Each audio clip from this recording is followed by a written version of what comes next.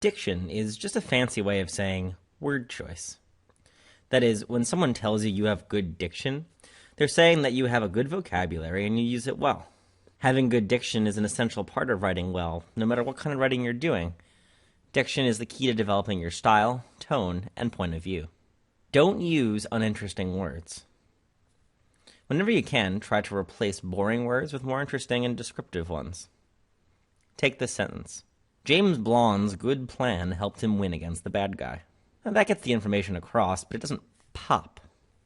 Let's target these words. Good, plan, win, bad, and guy. Well, instead of the adjective good, we can replace it with cunning, which means clever. And instead of the noun plan, we can say strategy, which has a similar meaning but implies more action. Instead of the verb win, we can say defeat, which is more dramatic. And instead of bad guy, we can say villain, which sounds more threatening, and thus makes James Blonde's victory more epic. So what are we left with? James Blonde's cunning strategy helped him defeat the villain. Make just a few small changes in word choice, and the sentence now has much more zip. However, that doesn't mean you should replace 10-cent words with $10 ones just because you can. That's to say, just because a word sounds fancier, i.e. it costs more, doesn't actually make it better. For instance, James Blonde's dexterous machinations abetted his vanquishment of his disputant, is full of big, heady words, and is also confusing and totally awful. Good diction requires you to strike a balance between the dull and wordy while still sounding natural. Specific details are better. Replacing boring words with more interesting ones is good.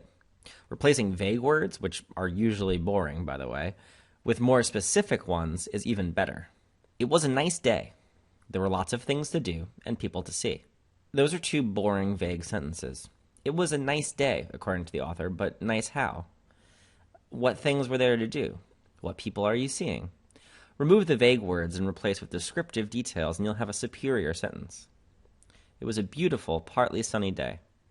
There were many sports and games to play and friends to meet. While this still isn't the most exciting sentence in the world, it at least tells us something now. We know exactly what kind of nice day it was, beautiful and partly sunny, what kinds of things the writer is looking forward to, and what people he or she is going to see. If you always favor the specific over the vague in your word choice, you'll have won half the battle of good writing. Avoid repetition. This is more of an editing tactic, but good style usually means varying your word choice and avoiding repetition. So, instead of a paragraph that reads like this, one example of an awesome dinosaur is the velociraptor, while another example of an awesome dinosaur is the T-Rex. In a fight, these two dinosaurs would pretty much beat every other dinosaur, although a T-Rex would obviously beat a single velociraptor easily because of its superior size. Here we have example twice, awesome twice, dinosaur 3 times, and beat twice.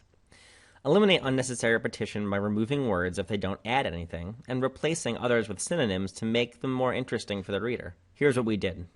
One example of an awe-inspiring dinosaur is the velociraptor, while another is the T-Rex.